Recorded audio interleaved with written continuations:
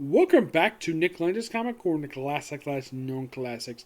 This is episode number 1590 and Doubleshot number 1486. 84, actually, excuse me, 84. Here's the interesting thing about this one. We are exactly 10 episodes away from episode 1600.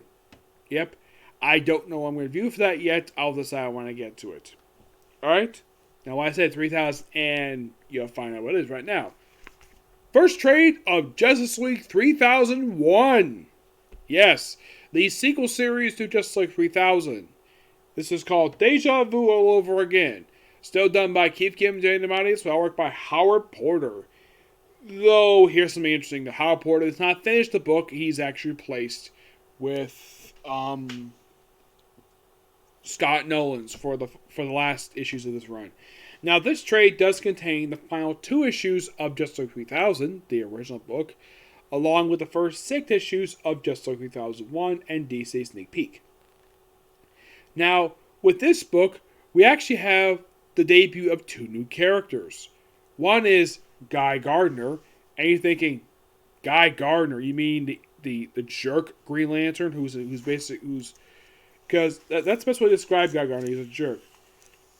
No, I believe this is a descendant of his. This is Guy Gardner, and you're thinking, that's a woman. That's not Guy Gardner. It's an alias of hers. And we also have this universe debut of Supergirl, who apparently Superman does not remember at all, and the records are apparently incomplete from the period, and also apparently Booster Gold and Blue Beetle are surprised the fact Earth is basically no longer. Apparently, it's a prison planet now. And things get really weird here in this one. Like, we also have basically a return of Fire. Yes, Fire from the JLI series. Bia, which, great to see this woman. Where they confirmed she's a demon now. Just like how Ice is apparently an ice woman now. We have Fire being a fire demon. And it's the same person when she went out to the festival, like, oh, she loves her, like, because they're like sisters. That's basically the thing with Fire and Ice. They're great. They're really good friends. Though people have shipped them together as a lesbian couple, despite the fact that DC has never had interest to basically put these two a lesbian couple, because Ice has always been dating Guy Gardner over the years, as recent as the Red Lantern book. Ice actually did Oberon briefly. You better thinking, who the heck is Oberon? He is the manager of Scott Free, Mr. Miracle. Yep, briefly dated him. Even one point they got briefly engaged, and this was happening in just like quarterly books, but went nowhere. And we have these two just hang out with each other rest of this book. And then we have a really weird ending of this book where now Supergirl basically they confirm she is in fact, because they didn't initially believe when she told, oh yeah, I'm Superman's cousin, Supergirl. And they said believe her, but they did do a DNA test and confirm, yes, she is definitely Superman's cousin. So they confirmed that. And then, not long enough to confirm that, Superman is killed by having his head blown up by a giant hammer. I am not kidding about that. They killed Superman in here. Yes. What was the reason for that? Don't know. Find out next trade. But I gotta say, great trade. The Guy Gardner in this book is not much of a jerk that like the male version is. It's a bit toned down here, which I get the reason why that Keith Kim and Jenny Miles probably included a version of Guy Gardner here, because the original Guy Gardner was part of the original JLI series, so they figured, though, why not have another nod to the original JLI series? Guy Gardner, though this may be a woman. Interesting, just like how Flash is a woman now. Yep, pretty good book. Thoroughly enjoyed it. Give this book a 9 out of 10. Just a damn good book. Next trade, when I review it, with a final trade of this series. Alright, next up it is the second and final trade for Black Bolt. Home Free. Now, Black Bolt and Blinky, this of course is issue 7-12, by the way, also the final issue of the series. Still written by Son Alman. Artwork is done by Christian Ward, but he's not the only artist on here. Oh no. He basically is the main artist with Fraser Irving for issue 7, but he co-does it for issue 10 for a few pages with Stephanie Hines. Now, at this point in time, basically after the events of the first trade, Absorbent is basically, it's assumed that he's dead, so Black Bull and Binky go back to Earth, and they end up in New Atalan. Yep, everybody's surprised to see him. Oron basically expects him basically to forget about him, or let's just say be disrespectful to him. But no, Black Bull is very happy to see his son. So that when he sees him, he gives him a hug, as a loving father should. And Aurora basically is like, "You're not the father I remember." He probably was taken aback by the fact that his father gave him a hug. Because here's the weird thing when it comes to Aurora. At any point, has Medusa or Black Bolt ever hugged him? At all? The answer is no. And I do have a theory of why Aurora tends to forget a lot of the time. Because he's a creation of Andescenti. Yep, he's a creation of Andescenti. And people forget the fact he's a creation of Andescenti because Andescenti did create some really cool characters for X-Men. People like Longshot, Mojo, Spiral, the Mojoverse. People love that. But do people talk about Aurora? Not really, no. So the rest of the family is still off in space. And then, of course, Black Bull and Blinky decide to take in Human's car. Yes, in the Human's car, they actually have futuristic technology here. And they go to find Titania, Zorman's smoking hot wife. And the first thing she does, she throws a car at him because it's Titania. Of course she throws a car at people. Yeah, it's just me. It's like the second book I reviewed where features her, because last book I reviewed was She-Hulk, which I found to be so hilarious. Like, it was just like 2 episodes back, I reviewed She-Hulk, and now I'm reviewing Black Bolt. Both books featuring Titania for a handful of issues. Of course, Binky does basically tell, "Oh, you're Mr. Krill's wife." So he basically uses his little mind thing, his little she. Yeah, Blinky is a woman. So it forms her, and of course, arranges a funeral. And of course, Cap mistakenly assumes they're here to like disrespect the grave. No, they're just basically honoring people. And we also have the Wrecking Crew here honoring the Zorman. And then we have Thor show up. Yes, Thor. Though it's not the regular Thor, I should ask. Nope, he does not have Mjolnir at this point. This is the unworthy Thor. Yep. And they're like, "Why are you here? Here to arrest us?" And Thor's like, "No, I'm here to honor a fallen foe." And wow, that's actually quite nice of Silent Alma to write that for Thor. And to my knowledge, this is the only time he's ever written Thor. Because as far as I know, there's no plans for him to write the Thor comic book. It's weird though, the fact it's like that, but he would write Captain America again in the pages of Miles Morales Spider-Man, which good on him for doing that. But Thor? This is the only time I can think he's ever wrote him. Yeah, because even though the guy hasn't written that many comic books, but this is by far the only comic book I can think of where, he has written and Thor has shown up. Now, did Thor show up for Conan Battle for the Silver Crown? I don't think he did. No, I don't think so.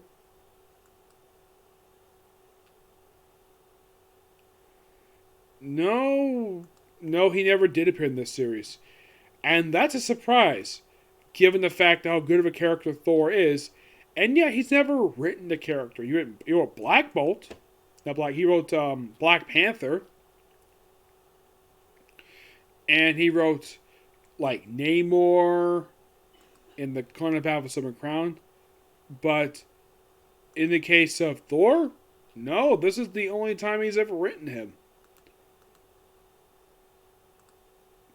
And I consider that quite strange. Now, Blinky is definitely an original character that Sal Almas created. Because mostly when it comes to him, he mostly has created characters who popped up either in, not particularly this book per se, mostly in the pages of Exiles. It seems like every issue he's created a character for that book. But 616 characters? Not really. They don't really, Oh, he did. I don't know if he did write that one. Let me take a look here. Yeah, because I kind of forgot he wrote that one. So, yes.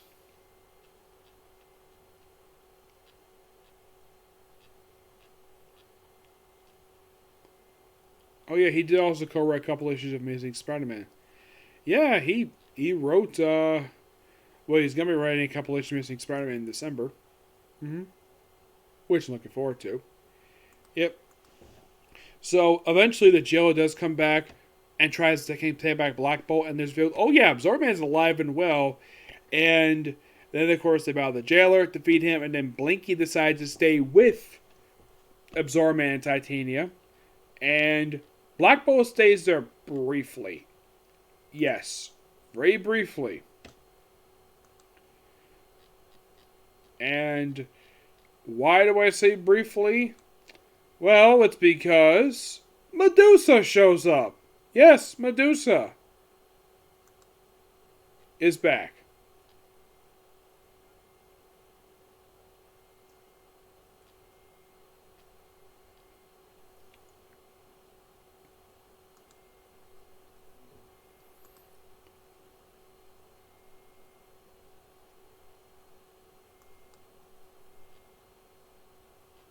Now you might be asking, has Blinky shown up since the book wrapped up? Yes, popped up in the Red X-Men Red Annual. And you're thinking, really? She popped up there? Yeah, she did. Flashback. But you can kind of say that this book, basically, when the book wrapped up, yeah, that was the end of the character. Now, what was the point of having Medusa pop up here? Well, that leads into a one-shot. Yes, a one-shot that kind of mostly concludes a lot of the Inhuman stuff. Inhumans Judgment Day. Which later leads into Death in Humans, which I have reviewed already. Yep. This book is fantastic. I give this book a 10 out of 10. My final thoughts on this really good series. I was kind of surprised that this book didn't last as much longer than it did. Only 12 issues. And this is both trades that collect the series. Now, as far as I know, I don't know what was the reason for the cancellation of the series. It was probably due to low sales, presumably. But Black Bolt was perfect. It was a great comic book. Excuse me, up really nicely. I could have thought, though, they could have had the book last a little bit longer than 12 issues, but nope. I guess 12 issues is enough. Of course, this is not the end of Solomon's time on Marvel. Oh, no.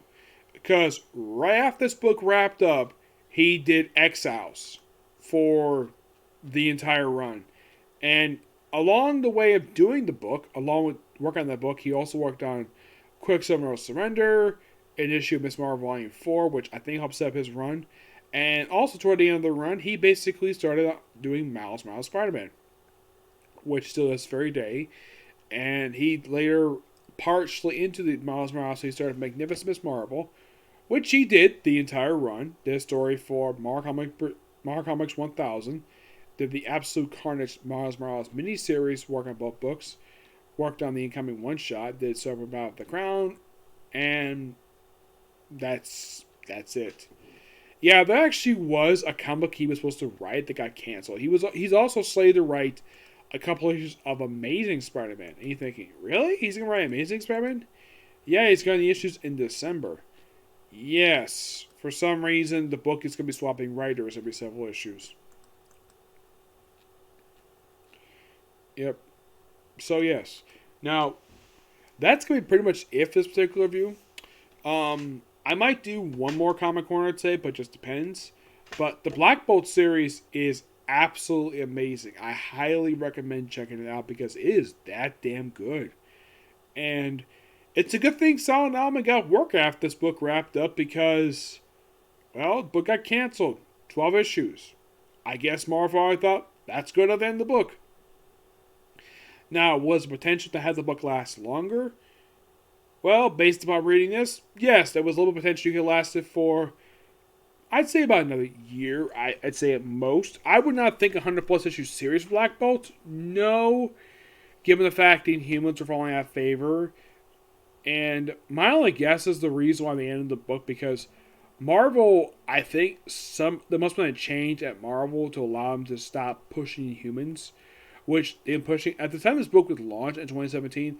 Marvel was pushing very hard on the Inhumans since 2013, and from what I've heard, people hated the forced push of the Inhumans because it's all because of the blood feud between Marvel Comics and Fox over the rights of X-Men and Fantastic Four. And the blood feud ended 2 years ago, actually about 3 years ago, when 3 or 4 years ago, when Fox was bought by Disney. And from what I've heard, the minor reason was because to get back the rights of Fantastic Four and X-Men. But do you know what the actual reason was? And from what I heard, it sounds like, really? That's the reason why Disney bought Marvel? I initially heard this like not long after they actually bought it. They bought the company because they wanted their library for Disney Plus streaming service.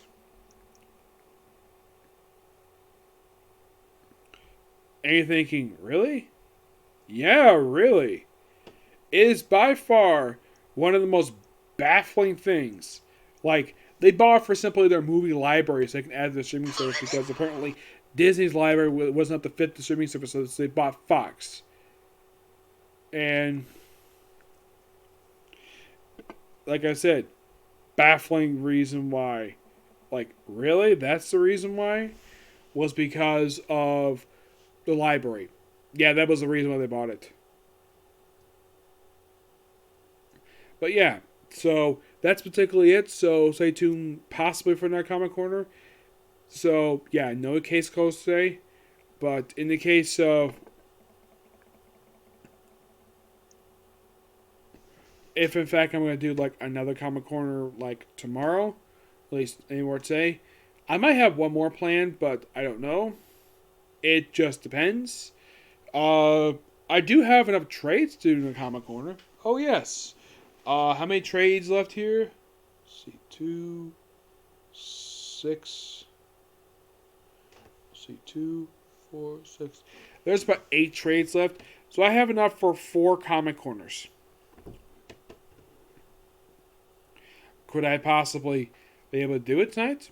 It's possible. It depends upon if I get the books done or not. Okay. So until this next video. Bye.